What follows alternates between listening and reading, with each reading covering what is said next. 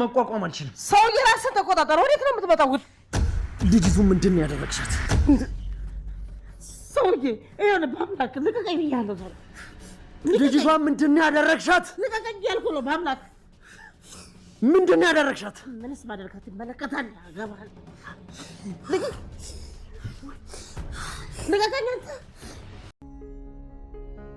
ትዬ አረ እንዳትሳሳቺ ቆይ ተረጋጊ እስቲ እንደው እስቲ እንነጋገርበት እትዬ ተበድሽ እጠፋብሻለሁ እባክሽ ተረጋጊ አንቺ ነሽ አይደለ እኔ ምን አንቺ ነሽ መድኃኒት ነቀየሽው አረ ትዬ እኔ ተሳስቼ ነው ተሳስተሽ ነው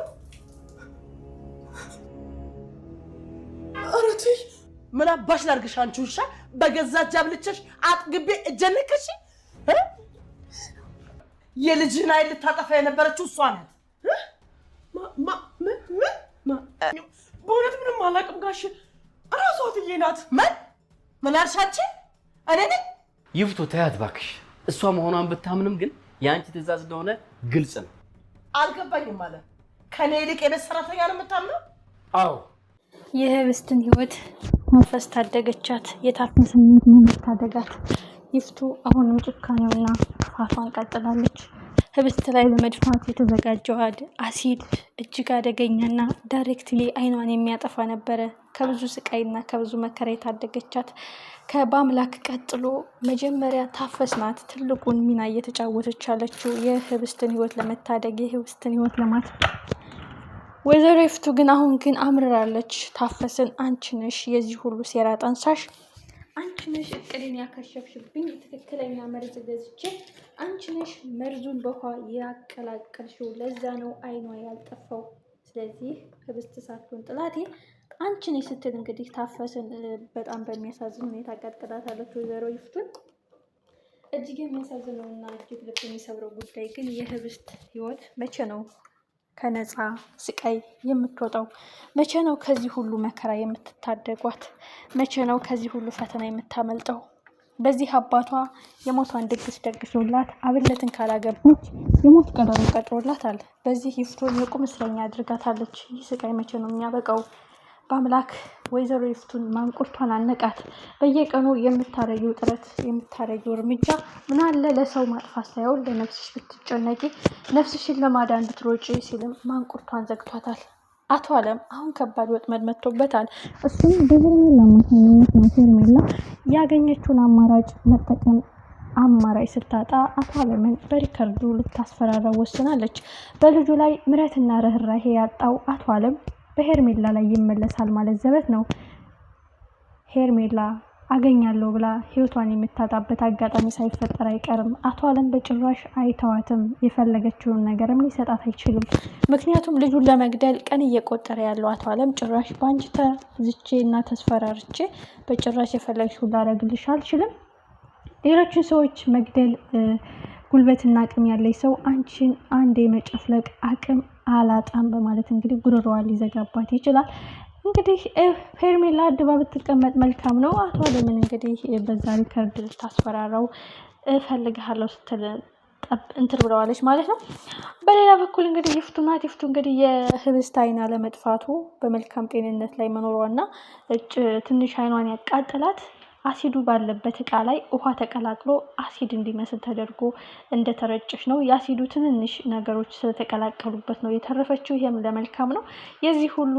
ህይወት መታደጊያዋ ደግሞ ታፈስ እንግዲህ ወይዘሮ ይፍቱ እንዴት አድርጋ እንደቀጠቀጠቻት ነው እንደመታቻት አይተናል ምክንያቱም ካንቺ ውጭ የሷን ህይወት ሊታደግና ሊያተርፋት አይችልም አንቺ ነሽ የኔን ትዕዛዝ የተቀበልሽ እየመሰልሽ እንደዚህ የምታደርገው ማለት ነው ታፈስን ቀጥቅጣታለች አቶ አለምም ከዚህ ትዕዛዝ አንቺ አታልፊም እሷ አረገችው ብትኝ እንኳን አንቺ አዘሻት እንጂ እሷ አደርገዋለች ማለት አይደለም ስለዚህ ካንቺ ራስ አልወርድም ሲል እንግዲህ አስጠንቅቋታል በጣም የሚያሳዝነውና ልብ የሚሰብረው ጉዳይ ግን አሁንም ወይዘሮ ይፍቱ ክፋቷ ጭራሽ እየጨመረ ነው እየሄደ ያለው እቺ ልጅ አንድ ነገር ካልሆነች አይኗ ካልጠፋ መልሶ እግሯ ካልተሰበረ የሆነ ነገሯ ካልሆነ በቃ በልክና በትዕቢት ነው እየተሞላች ያለችው በአምላክስ ምን አይነት እርምጃ ነው የሚወስደው ይሄን ሁሉ ግፍና መከራ እያደረሱባት ያላት አማራጭ አብነትና ግብታ ከዛ ቤት መውጣት እንዴትም ብለው አቶ አለም ንብረቱን ወርሳለሁ ብላ አገብግቦ ሲአፍጥጦ ሲጠብቅ እነሱ ግን በአቋራጭ የህብስትን ጤንነት ጠብቀው ደህንነቷን ጠብቀው ንብረቷን በእጁ አስገብተው እሷን እንዴትም ብለው መደበቅ ራሳቸውንም በህግ ከለላ ውስጥ ማድረግ አጥቂያቸው ወይም አድኖ የሚጎዳቸው ወይዘሮ ይፍቱና አቶ አለም እንደሆኑ ለህግ ማስመዝገብ አለባቸው። ከዛ በኋላ አተርፋለሁ ብለው እበላለሁ ብለው መበላት አለባቸው እንጂ ይህ ሁሉ ግፍና መከራ በህብስት ላይ አድርሰው ሂሳባቸውን ሳያወራረዱ ምንም መሆን የለበትም። በዛ ላይ እንግዲህ ብቻሽን አይደለሽም እኔ ያለሁኝ አብነት አለ ታፈሳለች። ይህ ሁሉ በዙሪያ ስላለን ነው ህይወትሽ እስካሁን የቆየው። እኛ ባንኖር እስካሁን ሙተሽ ተረስተሽ ነበረ። ስለዚህ አታማሪ። ነገን የተሻለ ለማግኘት ዛሬ መፈተን አለብሽ። ደግሞ ከይፍቱ ጋር እልክ አትገቢ። እልክ በተጋባሻት ቁጥር ረቀቅ እያደረገ ክፋትና ተንኮሏን እያመጣች ነው የምትወረውርብሽ ሲል አስጠንቅቋታል። ይፍቱን ግን ጨጓራዋ ደሟ ትክትክ እያለ አሁንም ሌላ እቅድ እያቀደች ነው። ምን ይሆን? በጣም አጓጊና ልብ አንጠልጣይ ነው። ይህቺ ሴትዮ የእጇን የምታገኝበት ግፍና በደልም እኮ መስፈሪያ ያለው። የዚችስ በዛ ነገሩ። አንዳንድ ሰዎች ወልደው ሳያዩ ሲቀሩ በሰው ላይ ይጨክናሉ። ልጅ ኑሯት ለልጄ እያለች ሀብት ብትንሰፈሰፍ ኦኬ። አንድ ሰውና አንድ ሴት እንዴት ነው በቃ ያለን አይበቃንም ብሎ ልጁን ለመግደል የገዛ አብራኩን ክፋይ ለመግደል እየሮጠ ያለ ሰውና እውነት ይሄ ሰው አባቴ ነውን ብላ እንግዲህ በባለፈው ምዕራፍ በአምላክን የጠየቀችው ያስብላል። እንደዚህ ያለ ነገር የይፍቱ ውርደት ግን ናፈቀኝ፣ የምር ናፈቀኝ። ኧረ በስመ አብ። አንዳንድ ጊዜ እኮ እንደው ኧረ አንዳንዴ ክፋቶች እኮ ቃላት ይገልጻቸዋል።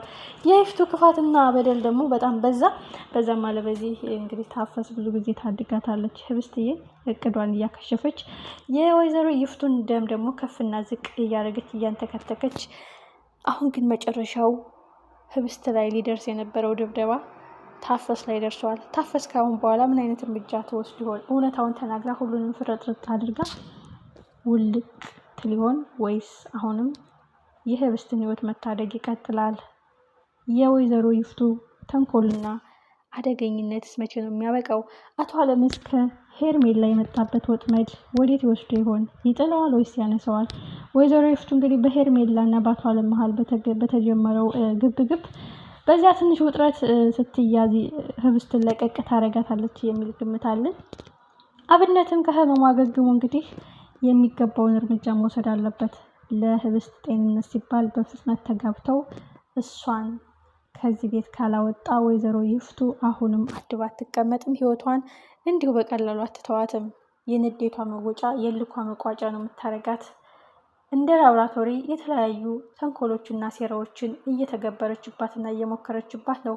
ይቺ ሴትዮ እግሯ ካልተሰበረ አይኗ ካልጠፋ አሁንም ከክፋትና ከተንኮሏ ልታቆምና ልትታገድ አልቻለችም።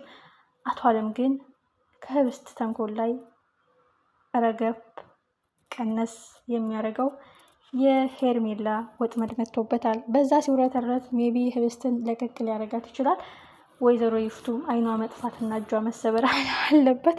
ክፋትና ተንኮሏን እንድተው ማለት ነው። ልክ ህብስትን እንደ ላብራቶሪ ነው ያደረገቻት። የክፋቷ መሞከሪያ የተንኮሏ መዘርጊያ አድርጋታለች። ቀጣይ ክፍል በጉጉት